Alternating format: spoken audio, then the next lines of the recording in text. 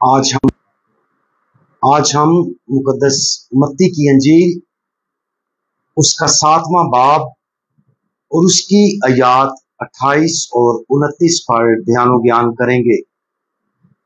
और आज हम एक मुस्तनद नया कानून इसके बारे में सुनेंगे।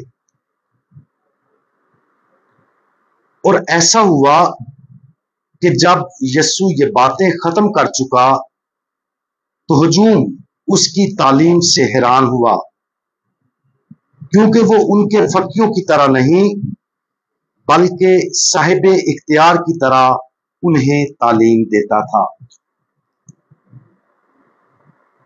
ये आयात पहाड़ी वाज को खत्म करती हैं जो मुकद्दस मत्ती की अंजील के अबवाब 5 से 7 में पाया जाता है।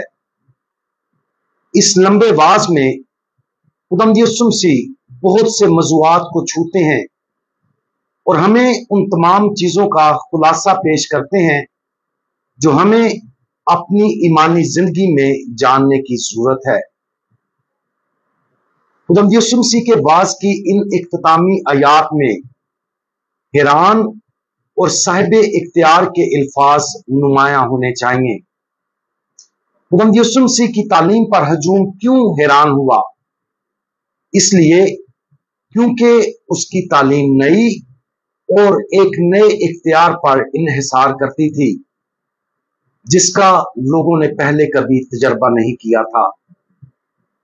फकी जिस इख्तियार के साथ पढ़ाते थे उसकी बुनियाद उनकी रवायात के बारे में उनके इल्म पर थी जो उन्हें उनके पहले असातिज़ा से मिली थी।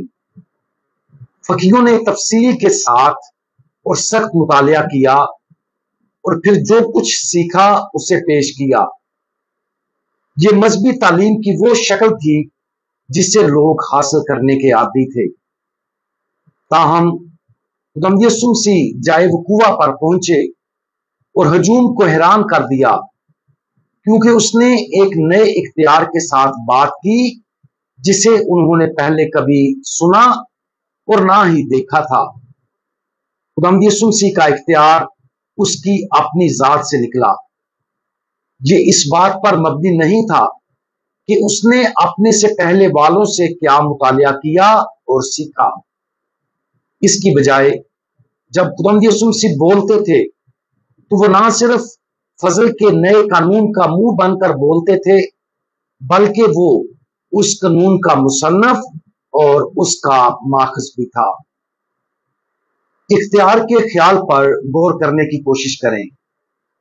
मिसाल के तौर पर एक बच्चा जानता है कि वालिदैन का उस पर इख्तियार है।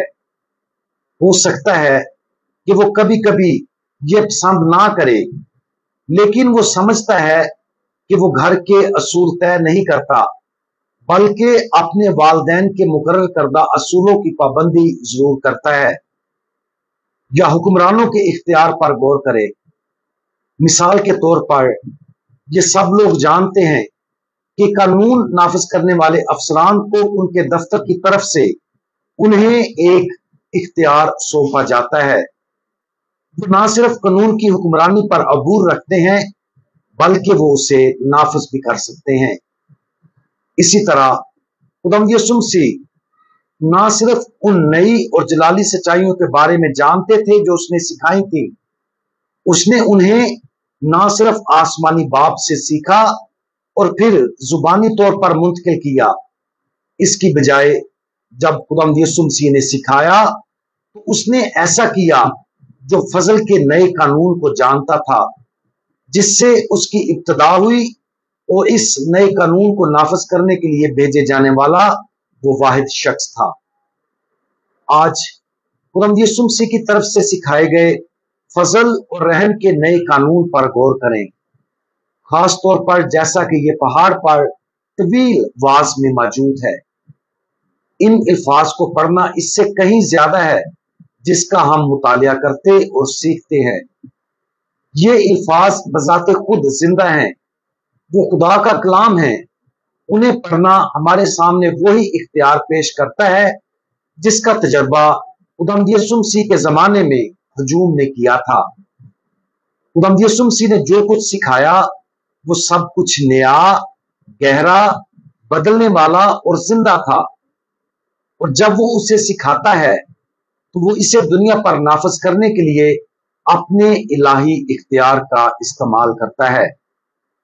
ये हमारे लिए खुशखबरी है क्योंकि उसका नया कानून आजादी और नई जिंदगी का वाहिद जरिया है।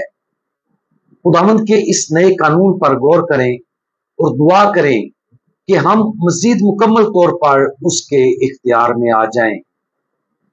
हमारे जलाली खुदावंद, आपने एक इख्तियार के साथ तालीम दी है।